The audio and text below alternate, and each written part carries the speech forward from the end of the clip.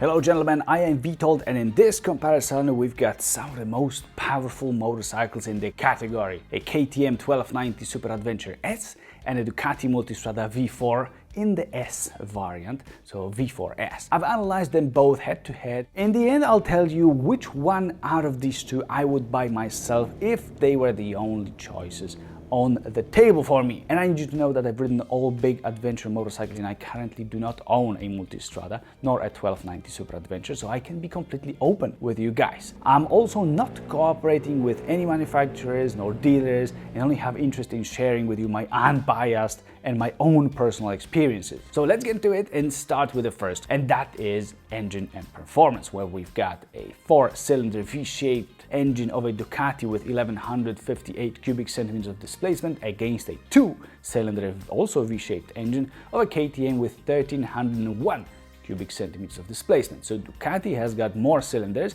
but KTM has an overall bigger engine. Now this translates into 170 horsepower in Ducati versus 160 horsepower in KTM, and 125 Newton meters of torque in Ducati and 138 Newton meters of torque in KTM. So they are pretty still close. What is very different is gearing, with Ducati having pretty short gears and KTM having them perfect in my opinion. The result is that both accelerate very quickly, super quickly in fact. Both are impressive in what they can do, and it's hard to tell which one is overall quicker without, super precise measurement devices.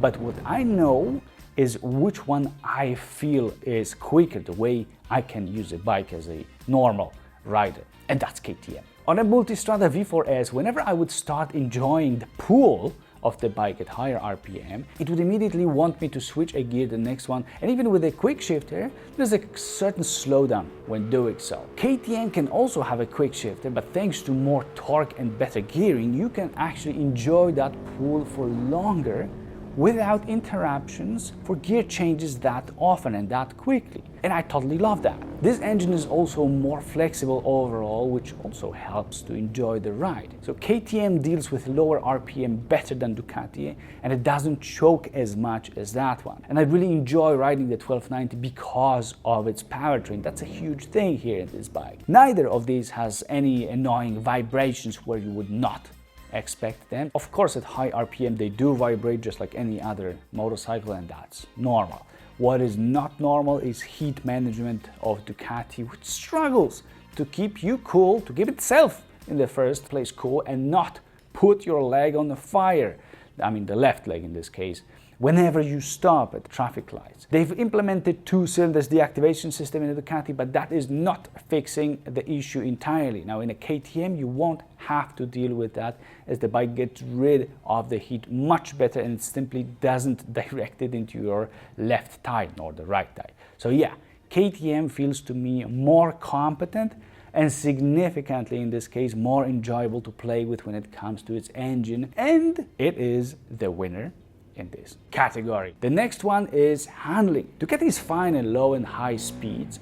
It always stays neutral and there's nothing basically worrying in the way it switches directions. It is not as encouraging as some other bikes can be, but I consider it proper, okay, fine, like no complaints. It shouldn't bother anyone, in other words.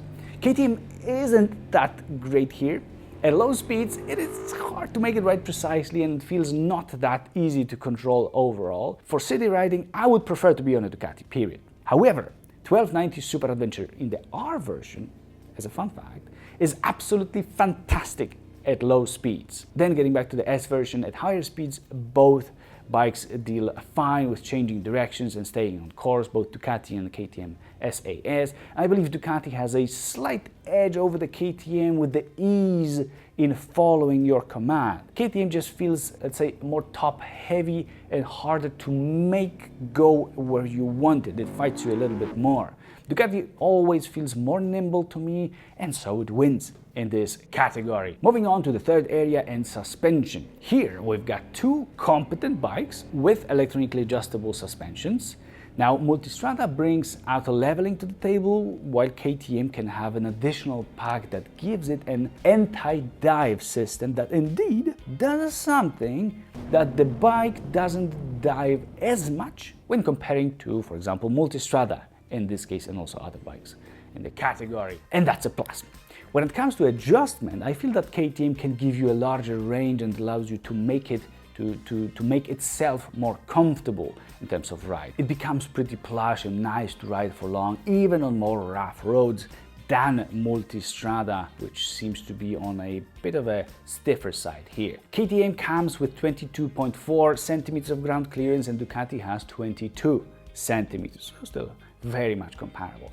Suspension travel is 20 centimeters in a KTM and 17 centimeters in the front for Multistrada and 18 in the rear. And overall, I consider KTM to be able to deal better with bumps than Multistrada. Front end may dive less as well, letting you keep more control when braking, and also the range of adjustments seems larger than that on a Ducati, and so KTM wins this round. What about seat and position comfort? That's gonna hurt. Now, I'm a fan of comfortable spaces, and I can prove it by showing you guys my electrically adjustable office chair. It's called 7G11, which has pretty much every part electrically adjustable: the sides, the top, the backers, everything basically. So it can adapt to every body type, and that is totally awesome. You might check them out at powerseats.eu. And having said that, we've got two very different worlds here. First of all, with KTM having its foot pegs pretty high, which influences the knee angle, Ducati seems to have them lower, and so your legs are in a more comfortable position than when on a KTM. Now, handlebar feels to be a bit wider on a Ducati, but that doesn't make the bike feel so much different, even though I think I generally like that more in a Ducati here. What does matter though is the seat. Both bikes have them adjustable in a 2 centimeter range. Ducati starts from 84 centimeters, goes to 86, and KTM from 85 to 87. I actually preferred the taller position on a KTM, as it resembled more the way that you sit on a 1290 Super Adventure R, which is fantastic, and it's very exciting to even sit on. The seats themselves couldn't be more different than the way they feel, which is very comfortable and very uncomfortable. Ducati is doing a much better job here than KTM, as Multistrada's seat is having some pleasant cushioning that makes it so much softer than what KTM has come up with here. And that's a bum and that's a buck killer.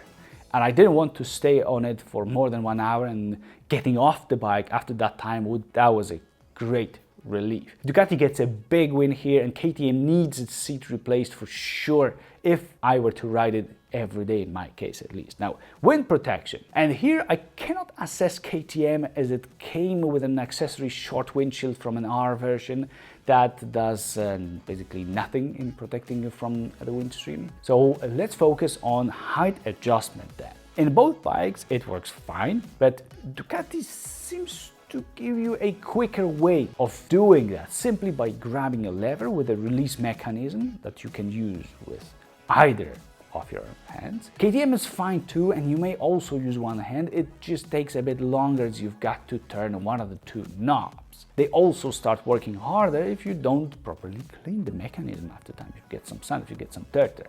So in both it's fine, but Ducati does it better, and it takes a win based on that. The stock windshield is good as well in a Ducati. It doesn't generate too much turbulences, it's fine in Ducati. The category of brakes is a tough one, since both bikes come with good brakes that are powerful and that are easy to dope, and that's great, that's not a standard. So what would one want more?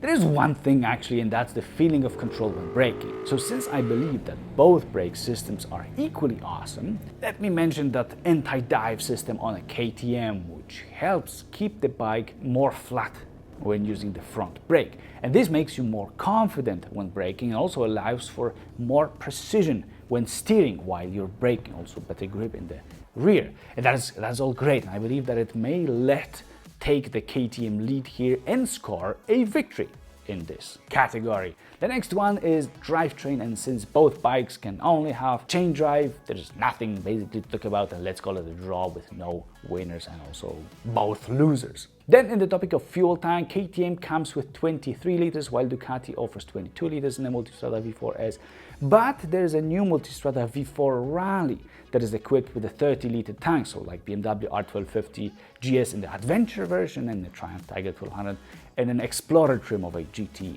and of a Rally. version. And I feel that despite Multistrada in the rally version is having different suspension than V4S, we should consider that as an alternative option and let Ducati win this one. Yeah, but if I didn't know that Multistrada requires so much more fuel than the KTM, but I do know that, and since KTM has so much larger range because of that, we've got to take that away and appreciate the extra range of regular models of this KTM SAS, Super Adventure S and Multistrada V4S, and therefore we're handling the win to the KTM instead in the end. Now in terms of weight, it is super close here with both bikes weighing around 240 kilograms to 245 with fuel. Both also feel manageable and not overly heavy, but you will be aware that these are no small motorcycles. And I believe that not only numbers wise, but also real life feeling wise. They are so close that I think we may declare them to be equals here and say that it's a tie. The next one is tech. So how advanced the bikes are in terms of modern equipment. The main difference is that Ducati can have a rear radar that enables a blind spot monitoring system, which works really well, and KTM cannot have that. Both have a front radar, or both can have a front radar with adaptive cruise control that I personally am not a big fan of on a motorcycle. Both can have keyless ignition, and KTM comes with keyless fuel cap too. Getting a Multistrada, last time I checked, you had to purchase a separate accessory in the form of the keyless fuel cap, but it can be there. Both bikes can have heated seats and come with backlit switches on a handlebar, that's great. Now still, that rear radar advantage is big in a Multistrada. What KTM can fight it off with is its display, which is a masterpiece comparing to Ducati's creation. It is looking better, the menus are created in a more logical way, and the animations with helpful explanations of options on KTM are a huge thing that we deal with every day. This makes KTM feel like a more technologically advanced bike. Now, adding more advanced suspension, I feel that KTM might be fighting Ducati pretty well here, pretty successfully. Now, on the other hand, Ducati needs to take credit for the rear radar, and I believe that because of this, it actually deserves a win in the tech category. Sorry, KTM. Now the sound, and both bikes sound not very exciting when stock. Multistrada V4S that you can see in the video is coming with a factory added Akrapovic exhaust that doesn't help it much. KTM has a stock exhaust that's not making it sound at all that great, at least at idle, at lower RPM. I believe both bikes would benefit hugely from adding proper aftermarket mufflers, and they will sound great then. However, at higher RPM, Ducati would produce a louder growl out of that Akrapovic than KTM out of its stock exhaust. But because of Akrapovic being an addition, an option, extra paid, we shouldn't judge the bike based on that. Both sounded similarly when riding, so considering that KTM comes with a stock exhaust and it still sounds very close to the Ducati with a paid option, I feel that with 1290 should win here overall. And with the aftermarket exhaust, it will sound much better. And now let's go further to design. But before that, let me mention off-roading, as this is not something that I want to give score for, as I haven't ridden these bikes off-road, and I would do whatever I can in order not to take them off the tarmac, just like any other bike in the segment that weighs 240 kilograms and costs a fortune. Not much fun and too much stress along with too much struggling, I think. If I was forced, I think I would take the KTM because of a better engine control. Ducati handles a bit better at lower speeds, but its clutch grabs very high and suddenly, which doesn't help with control. Because of this, I would prefer to be on a KTM if I was forced. So, about the design. I like the looks of both of these bikes. They've got very different styles, with Ducati being more sort of bulky and like a swan, while KTM has more sharp edges all around and looks more like a modern computer on two wheels. Ducati may look more serious from the front, but I like the sideline of a KTM more, and I would pick it over Ducati as a whole. Now, this is very much up to one's taste, so please guys, do let me know in the comments which one you think looks better. In the price and value for money category, which is one before the last one, we've got base bikes that cost almost exactly the same with 50 euros difference here in my market. The thing is that Ducati is not a Multistrada V4 S then, but just a plain V4 which comes with less stuff. Now, knowing this and considering only Multistrada V4 S, it is 16% more expensive than a base 1290 Super Adventure S. And then giving the KTM upgrades that it deserves, the difference melts down to 9% more for Ducati Multistrada V4 S. Knowing that the base price is the same, let's focus on value of the versions that make the most sense, so these better equipped. And I would say that they are very, very close in terms of value that they provide. So considering that you can get KTM for less, well, I say that the wins here is a better value for money proposition than a Ducati Multistrada V4 S. And the last category, so the X Factor, and man, this is really close here as both bikes provide overwhelming performance. In the case of Ducati, its handling helps it here, while KTM scores in the area of suspension comfort. Then it loses all that once your butt gets sore from the super hard seat that needs to be replaced.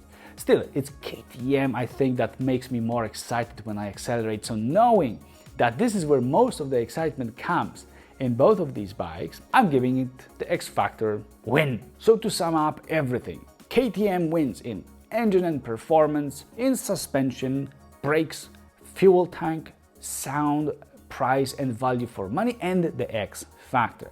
Ducati wins in handling, seat and position comfort, wind protection based on the height adjustment system, and onboard tech. In the drivetrain and weight, I consider them to be equals. Now, which one would I buy myself and why? I really like the KTM and its engine, but I feel that Ducati Multistrada V4 S can do more things better overall, especially when you consider the handling area which you're in at all times. It feels more eager to turn, while KTM will do better in straight line, which leads me to a conclusion that the choice here would depend a lot where I would be riding the most. On the other hand, I've got this excitement about the KTM 1290 Super Adventure, especially the R variant, which I today would probably pick over the S because of its fantastic low-speed steering precision that I enjoy so much. But 1290 Super Adventure S or a Multistrada V4 S here, and damn, I think I would be still more happy to get a KTM, especially after adding an aftermarket exhaust to it. But I do realize that if I would just find myself on top of these two bikes, once on the top of one and then on top of the other, not knowing what they are, I probably would like the Ducati a bit more overall. That would be, I think, my recommendation to you guys. But yeah, I myself, knowing what the bikes are, I myself would get back home with a KTM 1290 Super Adventure S and justify it with its engine, with its style, with its cool display and a lower price tag. I've made full reviews of these bikes, so if you would like to know more details on each, check the links in the description. And now, subscribe for more comparisons coming.